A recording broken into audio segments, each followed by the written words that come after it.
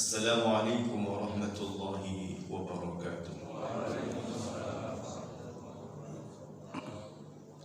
Alhamdulillahi rabbil alamin wa bihi nasta'in ala umuri dunya waddin.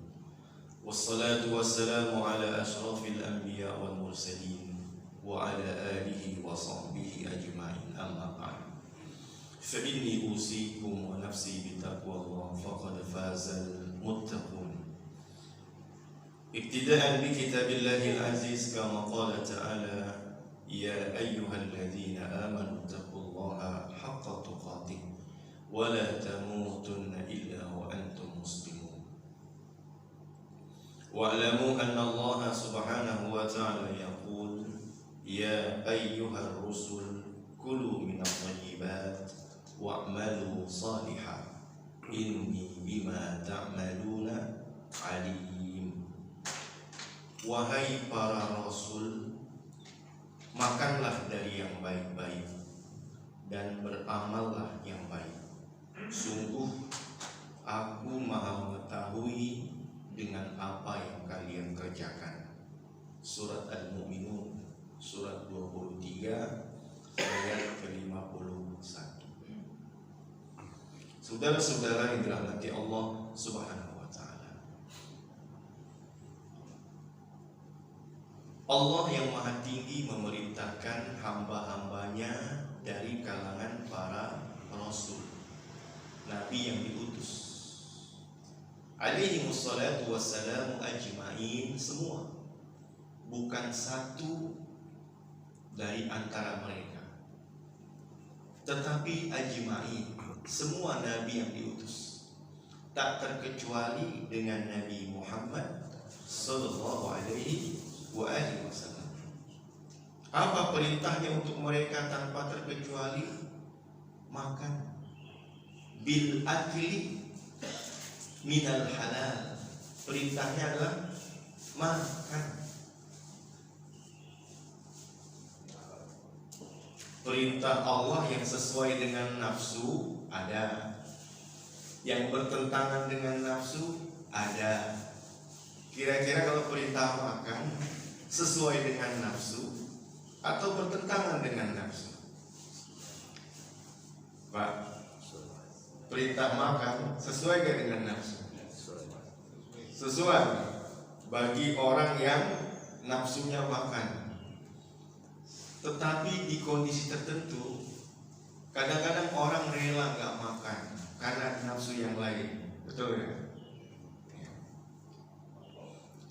Orang yang udah obesitas, udah kegemukan, lalu dia dapat celaan terus di mana-mana, dibilang gendut, ya, gemoy.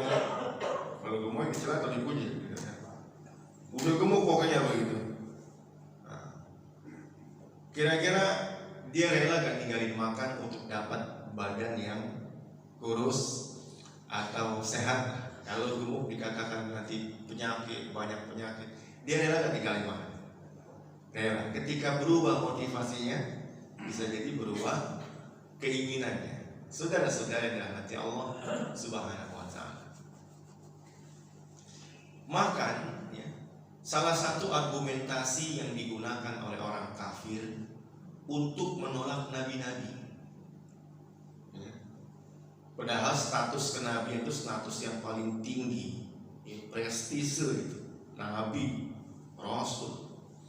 Tetapi penolakan mereka dari dulu bagi setiap nabi adalah masalah makan. Al-Quran banyak bercerita. Mereka bilang, ngapain ikut orang ini? Ya'kulu mimma ta'kulun, makannya sama dengan yang kalian makan. Wa yasrabu mimma tasrabun, minumnya sama dengan yang kalian minum.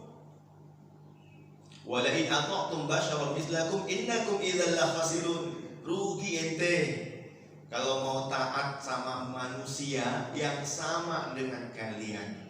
Kalau memang Tuhan mau ngirim utusan, tentulah dia akan mengirim malaikat yang dia nggak makan, dia nggak minum, dan dia juga nggak perlu pergi ke pasar. Mali hadzal rasul ya'kulu ta'am wa yamsi fil aswaq. Ngapain juga ikut orang kayak begini? Masih makan, mau makan belanja dulu pergi ke pasar, yamshi fil aswaq.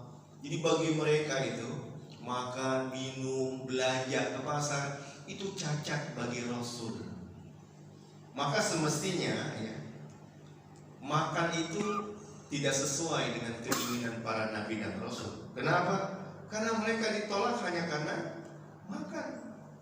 Tetapi Allah Subhanahu wa Ta'ala adalah Tuhannya.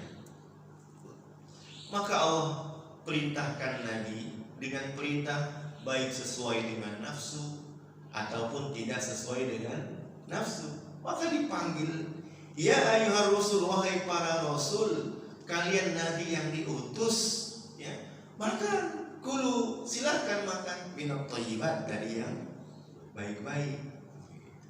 Tetapi ada ini nih, ada syaratnya, yaitu makan dari yang baik-baik. Wa'malu shalihah, dan beramallah yang baik. Inni bima ta'maluna alim. Maka Nabi Muhammad dulu pernah dicela ketika beliau menyatakan bahwa agama yang dia bawa ini ikut kepada milahnya Ibrahim, ikut kepada agamanya Nabi Ibrahim. Dicela Nabi Muhammad, katanya ikut Nabi Ibrahim, kok minumnya susu onta.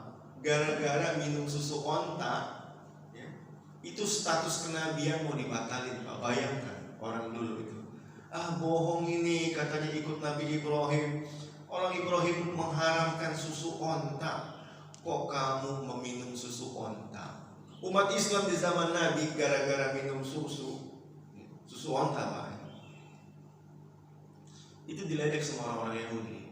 Bohong ini, ya, ngaku-ngaku doang ini pengikut Nabi Ibrahim. Ibrahim itu mengharamkan susu onta. Maka Allah membatalkan perkataan mereka, karena itu termasuk kategori berita hoax, berita yang menyebutkan bahwa Ibrahim mengharamkan susu onta. Itu berita hoax. Allah turunkan ayat, kullu ta'ami kana illa li bani Israila illa ma harrama Israilu ala nafsihi min qabli an tunazzala at-Taurah.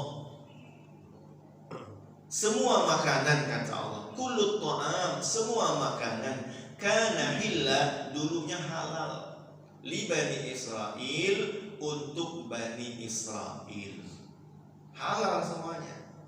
Illa, kecuali ma harrama Israel ala nafsih, yang diharamkan oleh Israel, yang diharamkan oleh Nabi Yakub atas dirinya sendiri. Jadi Nabi Yakub itu sakit lama, nggak baik-baik. Nama penyakitnya irkun nasa. Begitu disebut dalam tafsir Al-Jalalain. Irkun nasa, penyakit syaraf. Jadi dari bagian pantat itu ada syaraf sampai ke betis, itu sering sakit, ya, bagian syaraf. Namanya irkun nasa. Lama nggak sembuh-sembuh. Maka beliau bernazar, ya Allah, kalau penyakit saya ini sembuh, insyufitu, kalau saya disembuhkan, min marodi, dari penyakit saya ini, maka saya tidak akan makan makanan yang paling saya sukai. Saya tidak akan minum minuman yang paling saya sukai. Apa makanan yang disukai Nabi Yakub? Daging onta. Apa minuman yang paling disukai Nabi Yakub? Susu onta. Ternyata sembuh, penyakitnya sembuh. Maka dia haramkan itu. Dia gak mau makan daging onta, gak mau minum susu onta. Jadi yang mengharamkan siapa? Nabi Yakub, bukan Nabi Ibrahim. Untuk siapa diharamkan? Untuk dirinya sendiri. Tetapi begitulah berita, kadang bertambah, kadang berkurang setelah melewati satu generasi ke generasi yang lain. Maka orang-orang Yahudi mereka meledek Nabi Muhammad. Ya, katanya pengikut Nabi Ibrahim haram untuk susu. Kan Nabi Muhammad minum susu. Ya. Ketika Nabi Isra Mi'raj, di antara riwayat yang sampai Nabi diberikan beberapa minuman oleh malaikat Jibril. Ada qadah, ada wadah berisi susu, ada wadah berisi khamr, bahkan ada wadah berisi madu. Maka Nabi pilih apa? Pilih susu. Diminum sama Nabi, susu. Saudara-saudara yang dirahmati Allah Subhanahu wa taala. Ya, nanti kalau ada ngasih susu diminum enggak? Nanti katanya mau ngasih susu katanya. Diminum enggak kira-kira? Minum Pak ya. Susu itu halal, susu itu halal. Kalau dia ngasih makan, dimakan enggak? Kan kata orang no free lunch, enggak ada makan siang gratis. Nanti kalau ada misalnya, dimakan enggak? Dimakan, halal. Makan perintah Allah, makan. Kulu minat thayyibat. Kalau makanannya baik, ya dimakan. Kalau minumannya baik, ya diminum. Ya. Paling gratis. Ya, kasih makan gratis, susu gratis, jadi makan. Selama dia halal, minat thayyibat, dari yang baik. Saudara-saudara yang dirahmati Allah Subhanahu wa ta'ala. Maka Nabi Muhammad pernah mengharamkan madu.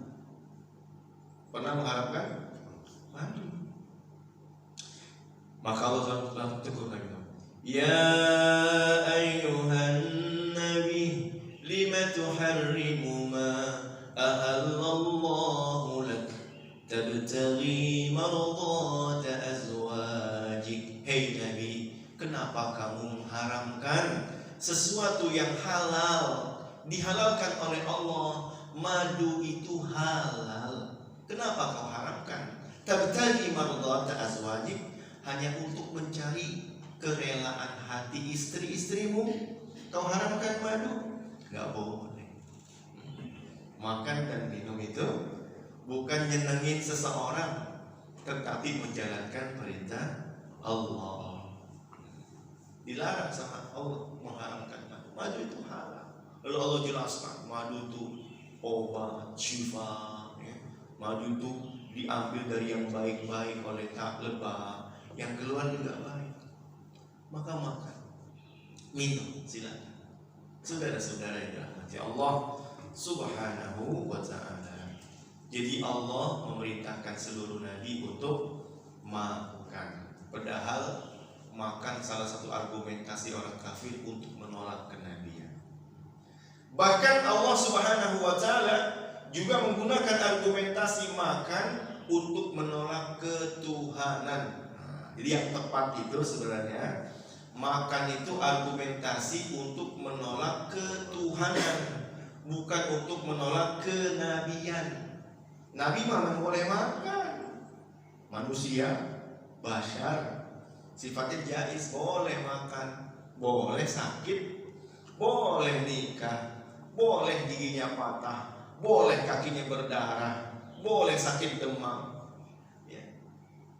Ada sifat-sifat yang jais boleh, diantaranya makan. Adapun yang benar, ya, makan itu argumentasi untuk menolak ketuhanan. Apa kata Allah? Al-Masih ibn Maryam, Al-Masih bin Maryam itu hanyalah seorang Rasul, bukan Tuhan, bukan anak Tuhan. Wa ummuhu siddiqah, ibunya juga bukan ibu Tuhan, bukan Tuhan ibu.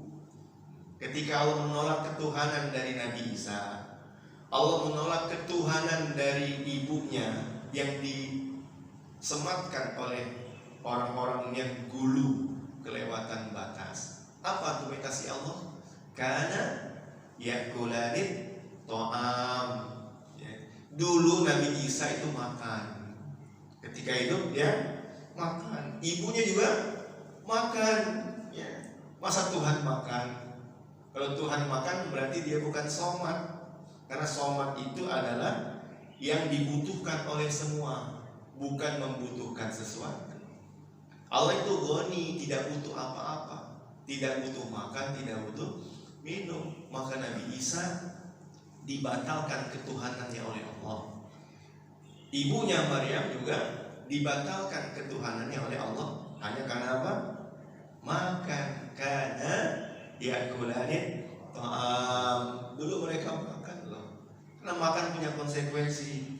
Kalau ada yang masuk, mesti ada yang keluar. Saudara-saudara yang dirahmati Allah Subhanahu wa ta'ala. Jadi ada perintah makan. Perintah ini meskipun hitopnya kepada Rasul, dia juga jatuh kepada umat. Bahkan bukan hanya untuk orang beriman, untuk seluruh manusia. Ya ayuhan nas, panggilannya wahai manusia, makan. Ya allazina amanu, wahai orang-orang beriman, makan. Ya. Tetapi memang beda antara makannya orang beriman dengan makannya orang yang kafir. Walladzina kafaru yatamatta'un wa ya'kulun kama ya'kul kama ta'kulul an'am.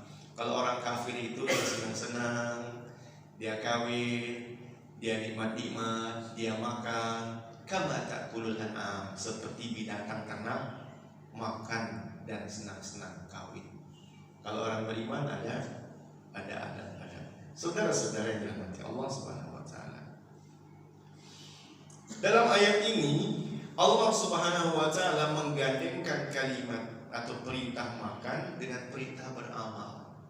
Kata Imam Ibnu Katsir dalam kitab tafsirnya, fadalla hadza ala anna al-halala 'aunun 'ala al-'amali salih. Ayat ini menunjukkan bahwa yang halal itu, makan yang halal itu menjadi aunun, menjadi pembantu untuk seseorang beramal soleh. Kalau makannya bagus, amalnya juga bagus. Jadi bagaimana bisa Allah menyuruh orang beramal, tetapi Allah tidak menyuruh orang makan? Nggak mungkin. Karena kekuatan beramal itu dihasilkan energinya dari energi makan. Jadi nggak mungkin ya, sampai seorang nabi pun kalau nggak makan tuh nggak mungkin, mesti. Maka Allah perintahkan makan, kulu, silakan kalian makan, asalkan yang baik-baik, mau dari tumbuh-tumbuhan, buah-buahan, sayur-sayuran, kacang-kacangan yang tumbuh dari bumi, silahkan dimakan. Mau dari binatang berupa daging, mau yang merah dagingnya, maupun yang putih dagingnya, dari binatang darat, dari binatang laut, atau dari udara, makan, silakan. Kalau dia baik, minat thayyibat, makan. Jadi Nabi kita bukan seorang vegetarian. Kita umat Islam juga nggak perlu menjadi seorang vegetarian, nggak perlu. Yang penting jangan berlebihan. Yang penting jangan berlebihan. Mau makan daging boleh, asam urat Pak Ustaz boleh, penting jangan berlebihan. Kata dokter daging merah ditinggalkan dulu, asam urat itu. Nah kalau lagi sakit boleh ditinggalkan, tetapi bukan menolak perintah Allah. Ya. Sebagaimana puasa itu bisa untuk kurbah, untuk pendekatan diri, dia bisa tadawi buat pengobatan, bahkan ilhimiyah, untuk perawatan badan juga boleh meninggalkan makan. Bahkan ketika meninggalkan makan itu sangat banyak manfaatnya dan sesuai dengan fitrah manusia. Allah juga kasih kewajiban puasa 1 tahun 30 hari, puasa di bulan Ramadan. Ada waktunya makan, ada waktunya puasa. Saudara-saudara yang dirahmati Allah, oleh karena itu selama dia makanan itu baik, silakan. Hanya saja hari ini orang kadang-kadang pekanya dengan bendanya, ya, tetapi kurang peka dengan cara mendapatkannya. Ini yang perlu dikaji. Bahwa makanan itu dinilai baik dan buruknya bukan hanya pada zatnya, tetapi bagaimana cara Anda mendapatkan makanan tersebut.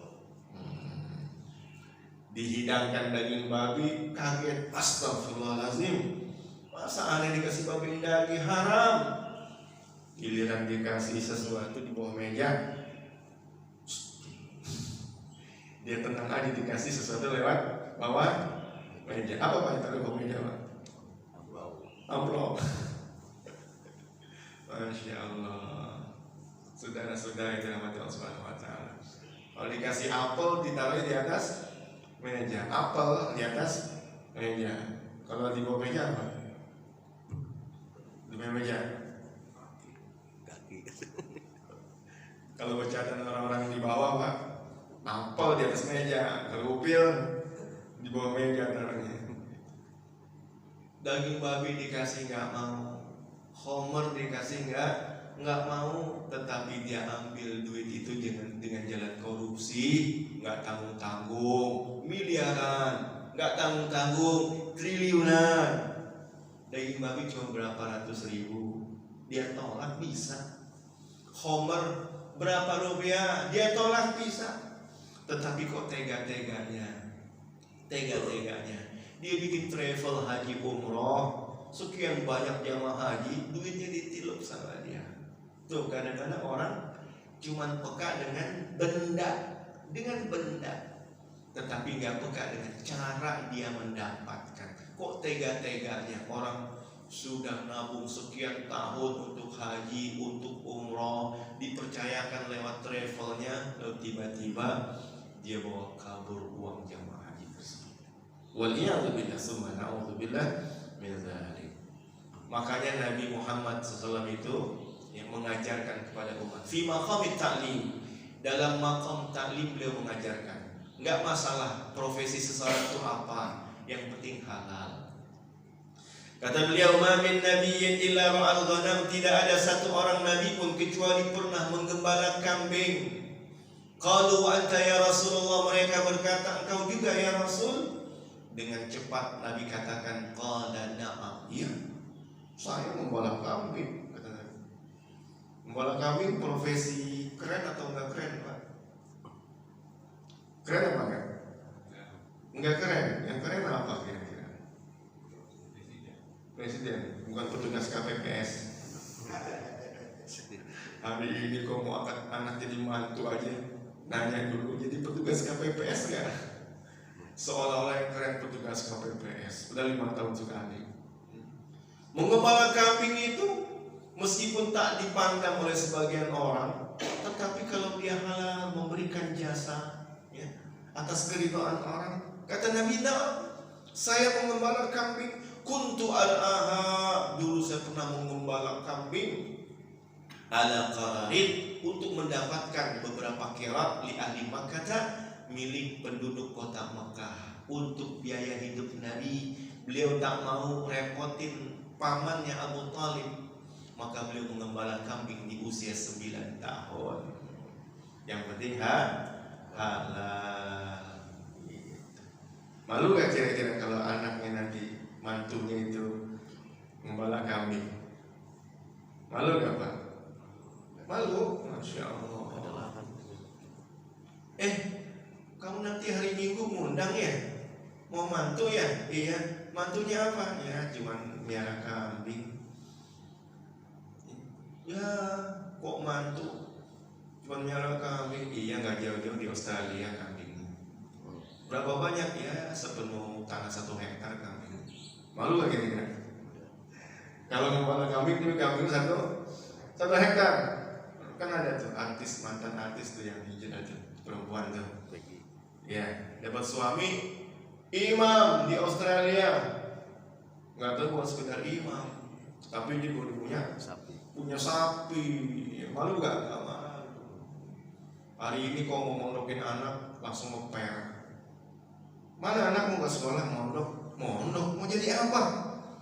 Ya cita-cita sih mau jadi tukang azan. Innalillahi, tukang azan. Azannya di mana nih? Atau azannya di Dubai, di Qatar, di Masjid Haram, di Masjid Nabawi. Hari ini orang kadang-kadang suka ngerendahin profesi orang. Ya cuma jadi imam musola. Musola mana nih? Musola mana? Kadang-kadang orang itu nggak objektif. Anak-anak perempuan yang kuliah tinggi-tinggi dikecilin, ya ngapain neng kuliah? Paling-paling mah perempuan baliknya ke sumur, ke dapur, ke kasur. Tunggu dulu, lihat dong dapur saya gitu, kitchen set. Beda dapurnya orang yang sekolahnya tinggi sama yang sekolahnya rendah. Tunggu dulu, lihat dong kamar mandi saya, baliknya ke sumur, kamar mandi. Tapi lihat kamar mandinya dong. Bathroom, shower, ya kan? Mau tidur juga bisa di kamar mandinya, saking bersihnya itu. Mau tiduran di kamar mandi bisa. Ngapain yang sekolah tinggi-tinggi, paling-paling ke kasur? Lihat dulu kasurnya dong. Beda kalau orang sekolahnya tinggi sama yang tidak perhatian dengan pendidikan. Beda. Ya, kadang-kadang orang nggak objektif, nggak apple to apple dalam membandingkan. Padahal semua profesi itu ada circle-nya. Pedagang ada yang kecil, ada yang menengah, ada yang besar. Jangan cepat-cepat merendahkan orang, ya cuma pedagang. Pedagang circle mana nih? Saudara-saudara yang dirahmati Allah Subhanahu wa taala. Maka Nabi enggak merasa malu. Ma min nabiyyin illa ra'al ghanam qalu wa anta ya Rasulullah qala na'am kuntu ar'aha ala qararit di ahli Makkah. Enggak malu-malu. Saudara-saudara yang dirahmati Allah Subhanahu wa taala. Tetapi makan, minum, kerja, ya, ada kriterianya juga. Yang penting jaga kehormatan, tidak merendahkan diri. Mungkin kalau mengemis, ya meskipun orang ridho kasih uang, tetapi tangan di bawah itu tidak baik, tidak bagus. Yang bagus al-yadul ulya, tangan di atas itu lebih baik daripada tangan di bawah. Jangan mengemis. Saudara-saudara yang dirahmati Allah Subhanahu wa taala. Karena hari ini kadang-kadang orang jual produk bukan karena keunggulan produk, tetapi menjual kesusahan, menjual simpatik dan iba. Ya. Kalau menjualan produknya bukan karena iba. Jangan ajak orang membeli karena kasihan, tapi dagangkan produkmu karena kelebihan dan kebutuhan. Karena bisa jadi Pak, orang dagang itu bisa yang dijual apa? Kasihan. Gitu. Saudara-saudara yang dirahmati Allah Subhanahu wa taala. Orang-orang kadang-kadang bekerja untuk mengambil rasa kasihan supaya dikasih uang dan sebagainya. Kalau bisa tunjukkan skill atau jual produk yang memang dibutuhkan oleh orang, bukan karena kasihan kita dibeli dagangnya atau diambil jasanya. Saudara-saudara yang dirahmati Allah Subhanahu wa taala. Maka Nabi memuji Nabi Daud alaihi salam dalam hadis sahih, kata beliau, anna Daud alaihi salam kana ya'kulu min kasbi yadihi. Dulu Nabi Daud dia raja, tetapi untuk makan tetap dia membuat karya dengan tangannya sendiri. Wa 'allamnahu san'ata labusin lituhsinakum min ba'sikum, kata Allah, kami ajarkan Daud itu cara membuat baju besi. San'ata labus, bicara buat baju besi diajarkan oleh Allah. Wa 'alanna lahul hadid, kami buat besi itu lunak dengan Daud. Dibuat jadi baju besi, dijual. Dari situ dia makan. Dia raja, tetapi untuk makan dia kerja, menghasilkan karya. Dipuji oleh Rasulullah Sallallahu Alaihi Wasallam. Saudara-saudara yang dirahmati Allah Subhanahu Wa Taala. Maka kalau kita bisa memastikan, ya, pastikanlah apa yang masuk ke dalam mulut kita itu yang halal, yang baik. Bukan dari bendanya saja, tetapi dari cara mendapatkannya. Ada seorang perempuan di zaman Rasulullah Sallallahu Alaihi Wasallam, disebutnya dia sebagai Ummu Abdillah, atau kadang-kadang dipanggil Ukhtu Shaddad bin Aus. Ya, kadang-kadang disebut itu sama ibunya Abdullah tuh, atau disebut itu saudara perempuannya Aus bin Shaddad bin Aus. Dia pernah ngirim susu untuk Nabi SAW. Ba'asat ila Nabi sallallahu alaihi wasallam biqadahi labanin 'inda fitri wa huwa sha'im. Ketika Nabi lagi puasa, Maka dia tahu, Nabi puasa nih. Bikin susu buat Nabi. Itu susu dibikin, bukan cuma diperah tapi dibikin. Jadi susu fermentasi, semacam yogurt begitu, seger, ada asam-asamnya gitu. Maka dia bikin dan dia kirim buat Nabi Sallallahu Alaihi Wasallam. Dan dari dulu nih ibu-ibu nih perhatian sama orang puasa ya. Nanti juga kita bulan puasa tuh Pak, insya Allah di masjid penuh makan nih kalau mau buka nih. Saya mengirim tuh ibu-ibu orang kejaksaan tuh, masjid penuh makanan.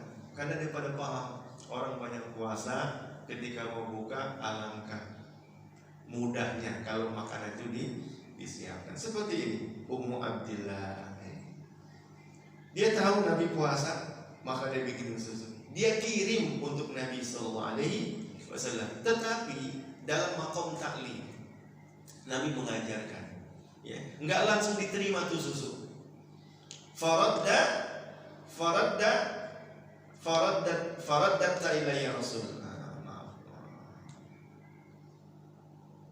Nabi tolak tuh Rasul. Faradda ilaiha rasulaha. Ketika tuh perempuan mengirim utusan membawa susu, faradda ilaiha rasulaha. Nabi tolak. Utusan, bilang sama yang ngasih di susu, anna kanat laki syah.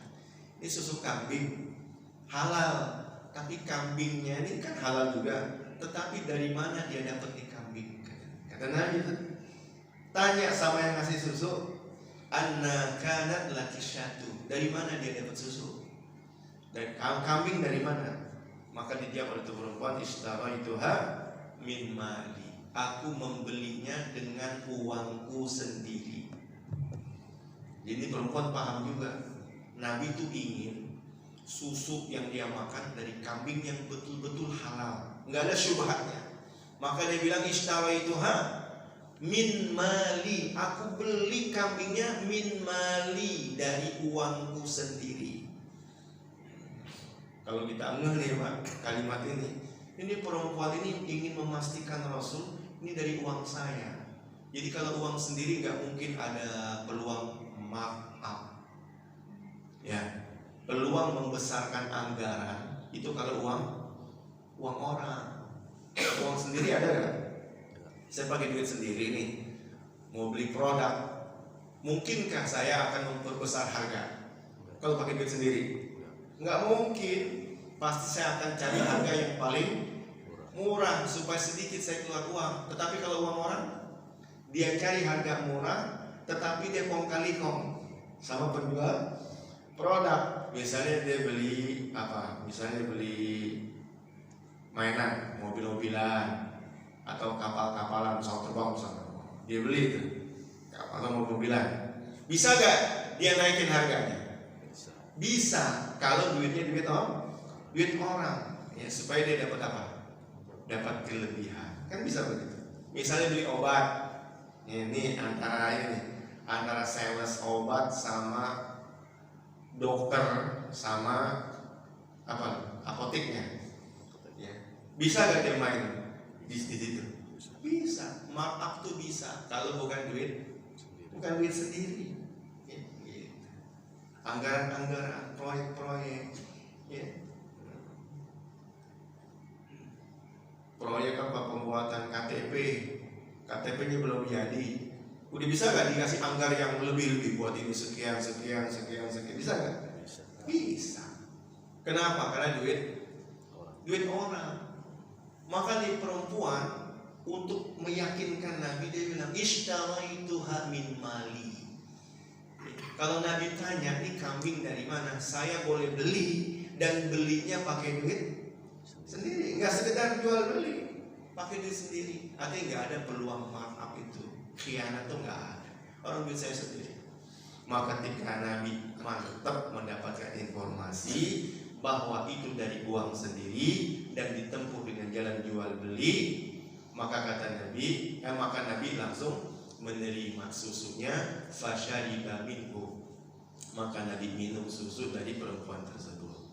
Kemudian saudara-saudari dirahmati Allah Subhanahu wa taala, keesokan harinya itu perempuan langsung konfirmasi ke Nabi langsung.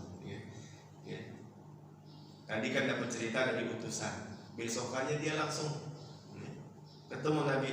Falamma kana al-ghad atathu ummu Abdillah ukhtu Shaddad faqalat ya Rasulullah ba'astu ilaika bilabalin marthiyatan laka min tulin nahar wa shiddatil har faradatta ilayya Rasul fi. Ya Rasul, kemarin saya kirim susu, itu saya olah, ada effortnya, ada usahanya ya Rasul. Enggak langsung kurang langsung kirim, ada satu pengolahan dulu supaya seger itu susu diminum. Tetapi kenapa enggak langsung diterima? Kenapa ditolak dulu? Kata Nabi, bidzalika umiratir rusul. Begitulah semua nabi, semua rasul diperintah oleh Allah, alla ta'kula illa thayyiban wa la ta'mal illa salihan. Hai nabi dan rasul, enggak boleh kamu makan kecuali yang baik, enggak boleh kamu beramal kecuali yang baik. Innallaha thayyibun la yaqbalu illa thayyiban. Sesungguhnya Allah baik, tidak terima kecuali yang baik. Wa innallaha amaral mu'minin bima amara bil mursalin. Perintah Allah untuk orang beriman sama dengan perintah Allah untuk para nabi dan rasul, yaitu makan yang baik-baik. Saudara-saudara yang dirahmati Allah, kemudian Nabi cerita pentingnya makan yang baik, yang halal. Nabi cerita ada seorang lelaki menempuh satu perjalanan jauh, keluar rumah mah bajunya rapi, bersih, putih, rambutnya gelimis, disisir pakai minyak.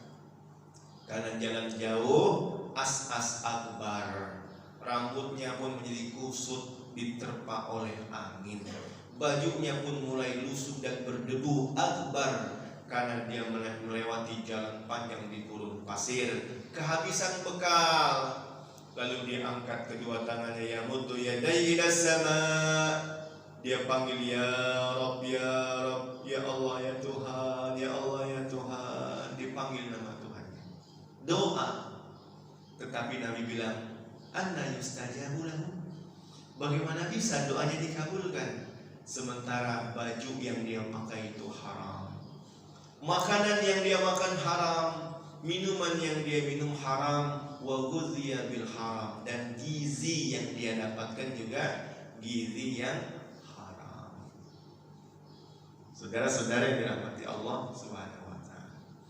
Jadi sebenarnya pesan yang ingin saya sampaikan di kesempatan pengajian pagi hari ini adalah jangan hanya memperhatikan apa yang keluar dari lidah berupa kata-kata. Karena sopan santun bisa disetel. Sopan santun juga bisa sebuah kamuflase. Kata-kata yang baik bisa sebagai retorika, bisa disetel. Tetapi jangan lupa, yang masuk juga harus disetel. Kata-kata yang keluar mesti dijaga, yang masuk juga mesti dijaga, yaitu berupa makanan, minuman, karena dia membantu amal yang saleh. Kalau yang masuk itu haram, buruk, maka yang keluar dari amal juga keburukan-keburukan, amal-amal yang buruk. Maka Rasulullah SAW mengingatkan kita supaya kita makan dari yang baik-baik. Wallahu ta'ala a'lam bishawab. Demikian, jika ada diskusi atau soal jawab, kami persilakan sampai dengan waktu bishawab. Ya. Kalau kita mengikuti Rasul, itu sangat sulit dari makan minum. Kalau kita harus cek, katakanlah misalnya kita jajan, apakah daging ini disembelih dengan menyebut nama Allah, kita kan nggak boleh cek. Itu bagaimana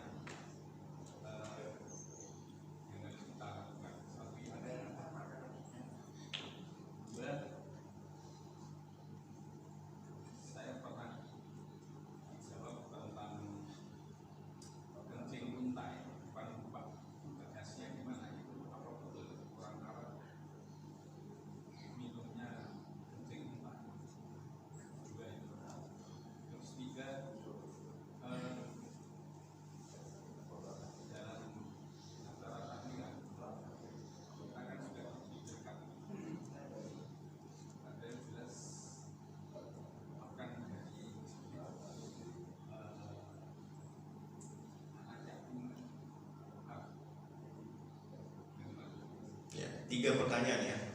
Pertama, kalau kita mesti ngecek kayak Nabi tadi ngecek, repot Pak Ustaz. Nah, yang pertama tadi sudah saya selipkan kata-kata fi maqamit ta'lim.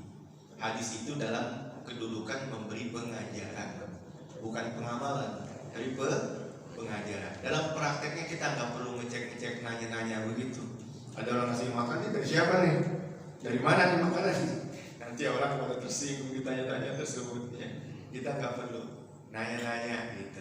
Tetapi kita juga nggak boleh bodoh sekali sehingga nggak tahu tentang apapun makanan yang kita terima. Selama kita tahu bendanya halal, daging ayam halal, daging kambing halal, kan kita udah tahu. Taunya secara darurat, secara daruri maksudnya. Orang nggak perlu belajar, orang hari ini Pak, orang Islam perlu nggak belajar Quran untuk mengetahui daging babi itu haram. Udah pada tahu kan? Udah pada tahu. Tanya dalilnya mana daging babi haram? Ya dalil mah nggak tahu dia. Udah nyebar di mana-mana, pokoknya daging babi itu haram. Hanya mungkin ulama atau santri yang bisa nyebut dalil, ya. Lahmul khinzir di antara sekian rentetan makanan yang diharamkan oleh Allah Subhanahu Wa Taala. Di samping darah, bangkai, lalu ada daging babi. Gitu. Jadi nggak perlu nanya, asal tahu ini daging kambing, daging ayam atau ikan, sapi, onta halal. Gimana Pak Ustaz? Kan kita nggak tahu dia nyembelihnya, ini kan cara nih. Nyembelihnya baca bismillah apa enggak? Ya, jadi baca bismillah itu hukumnya sunnah ketika menyembelih. Jadi sembelihan orang Islam itu halal. Sembelihan orang Islam. Yang haram itu adalah ma'uhilla li ghairillah bih, yang disembelih dengan menyebut nama selain Allah.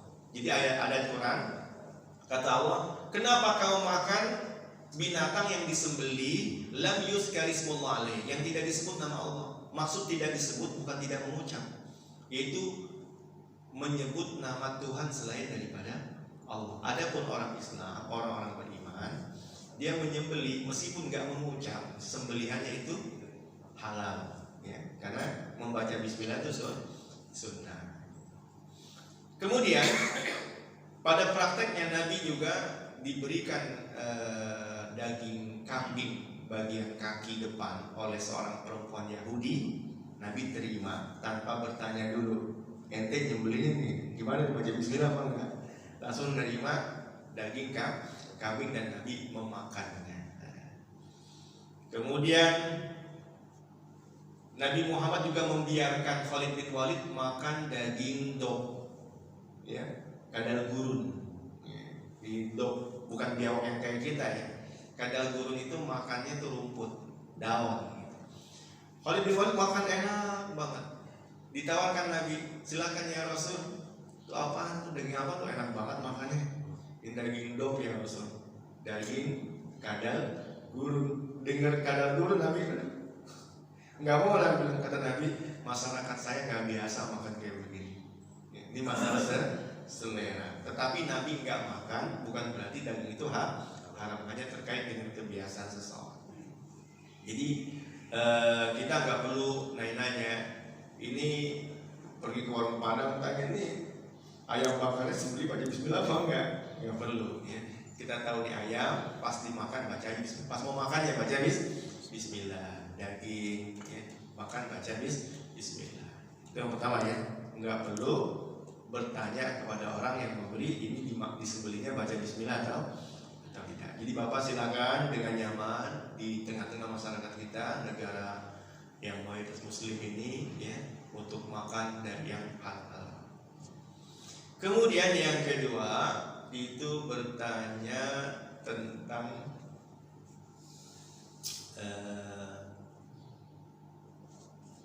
apa itu? Kencing onta. Nah, kencing onta. Kencingin onta itu ada riwayat yang turun dan sampai ke tengah-tengah masyarakat. Jadi pernah ada sebagian orang sakit perut, sakit perut, lalu sama Nabi disuruh minum air kencing onta. Lalu mereka pun sembuh dari sakit perutnya. Tapi ingat bahwa ini orang yang sakit perut. Jangan juga ini jamaah pergi haji, pergi umroh pengen ngerasain kencing onta. Terus perutnya nggak sakit nggak apa, kok pengen ngerasain kencing onta. Yang namanya keluar dari dubur, makharaja minas sabilain, yang keluar dari kubul dan dubur itu najis, itu najis. Ya, maka diperselisihkan oleh para ulama tentang kebenaran hadis tersebut. Disuruh minum air kencing onta. Kalaupun diterima itu ada ilatnya, ada sebabnya, yaitu sakit perut. Dan semua penyakit kadang-kadang cocok dengan obat ini, kadang tidak cocok dengan obat itu. Maka kalaupun ada hadis itu bukan anjuran. Oh, tiba-tiba seorang ustadz kok mendemonstrasikan, ini saya minum air kencing onta misalnya, seolah-olah ngajak umat untuk minum air kencing onta, lalu jadilah umat jadi bahan ejekan dan bahan olok-olokan dari orang-orang yang haters, yang pembenci Islam. Tuh lihat tuh, dasar katanya sumbu pendek. Masa air kencing onta diminum? Tidak. Jadi kalaupun ada hadis tersebut dan diterima oleh sebagian orang, itu bukan anjuran untuk minum air kencing onta. Itu hanya berlaku untuk orang yang sakit di zaman itu, ya. Mereka diperkenankan minum dan ternyata sembuh. Adapun sekarang silakan dirujuk kepada orang-orang yang menganalisa, ya, menganalisa tentang penyakit dan obat-obatnya. Saudara-saudara yang dirahmati Allah Subhanahu wa taala. Yang ketiga, tentang orang yang makan makanan dari kendurian, ya. Dari kendurian dengan alasan itu kan harta anak yatim. Pertama, yang perlu diluruskan, anak yatim itu adalah anak yang ditinggal mati oleh bapaknya saat dia belum balik, ya. Jadi kalau udah balik nggak disebut yatim lagi, la yutma manihtalama. Tidak disebut yatim orang yang sudah keluar air mani meskipun lewat mimpi. Dia mimpi tidur terus sampai keluar air maninya, udah nggak disebut yatim lagi. Berarti kalau begitu nggak bisa digeneralisir, nggak bisa digeneralisir bahwa orang yang hadir di kendurian itu makan harta anak yatim, karena yang meninggal ternyata ibunya. Disebut yatim nggak kalau meninggal ibunya? Tidak disebut yatim kalau yang meninggal ibu. Disebut yatim kalau yang meninggal bapak. Yang kedua, itu orang masih kecil atau udah dewasa? Ternyata udah dewasa, berarti nggak disebut ya yatim. Dan yang ketiga, yang diberikan itu belum tentu dia harta daripada anak yatim. Belum tentu harta anak yatim. Bisa jadi dari harta yang lain, bukan harta si anak tersebut. Bisa jadi orang nyumbang, ya. Kan ada orang sekarang kan kalau ada meninggal ngasih itu kan, apa namanya, uang melayat. Melayat itu apa Pak artinya melayat? Ya. Ayo, nyelawat atau melayat sebenarnya? Melayat, ya, singkatan dari melihat mayat. Melayat itu melihat mayat. Bukan itu nggak ngelawat loh, ngelawat. Melayat, melihat mayat. Biasanya orang naruh amplop, naruh uang. Ada juga yang asuransi. Nah, biasanya uang itu yang dipakai.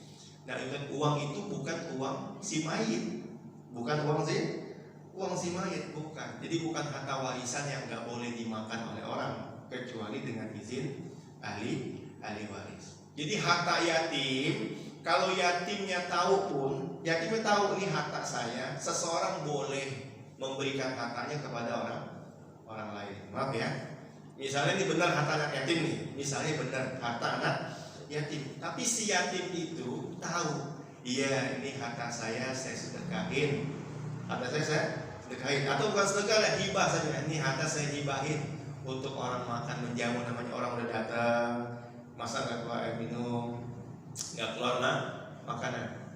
Contoh gampang, ini anak kecil Pak, anak kecil nih, kalau dia kasih duit ke bapaknya, boleh gak dia belanjain? Boleh gak? Boleh gak dia kasih saya, Pak Ustadz, ini minum Pak Ustadz, pakai duit dia, boleh gak? Meskipun dia yatim, boleh gak? Boleh. Pemilik harta, statusnya yatim atau bukan yatim, dia boleh mentasarufkan hartanya dengan jalan keridhaan. baik jual beli, sewa menyewa, ataupun pemberian biasa, hibah atau hadiah, bahkan sedekah pun diterima dari anak kecil, boleh.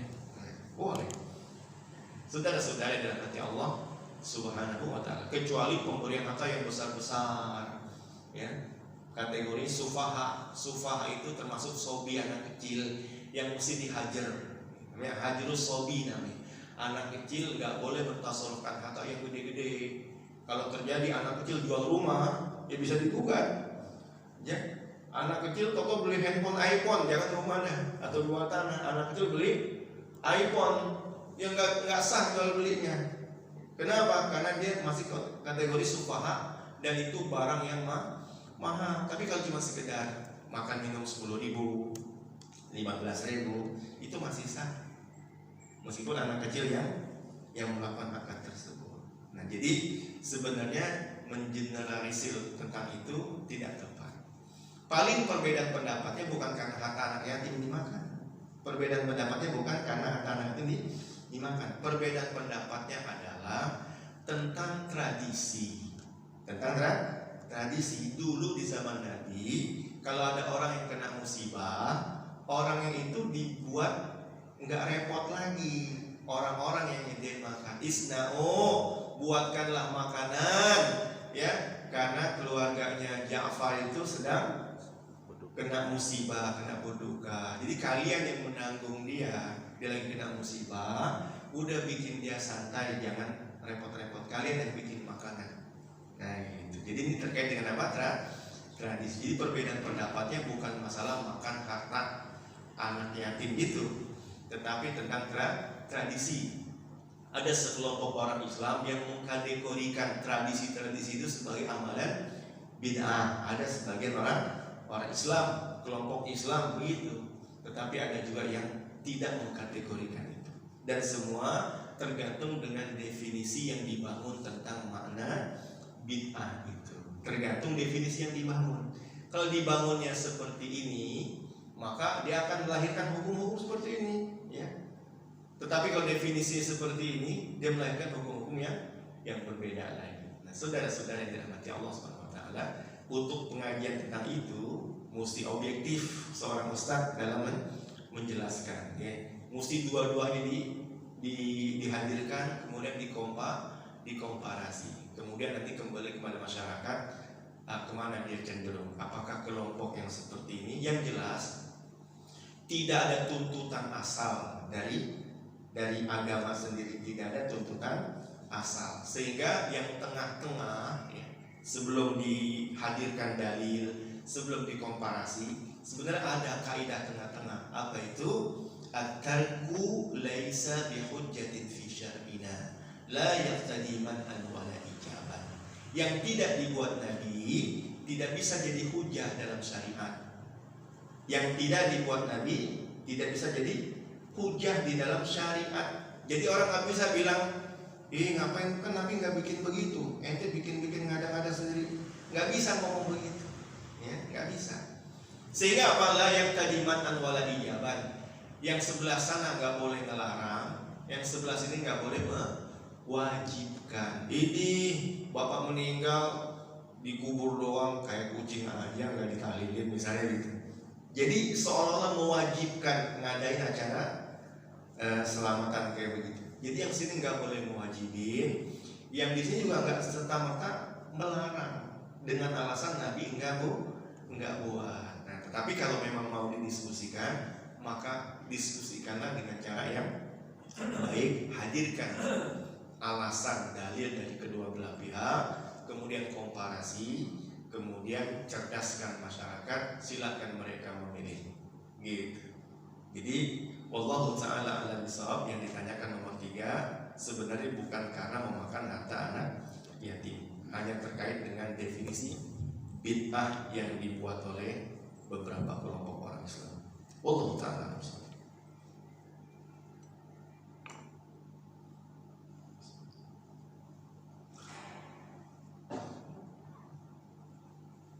Sudah. Baik, kalau sudah kita tutup dengan doa kafaratul majlis. Subhanakallahumma bihamdik, asyhadu an la ilaha illa anta, astaghfiruka wa atubu ilaik. Assalamualaikum warahmatullahi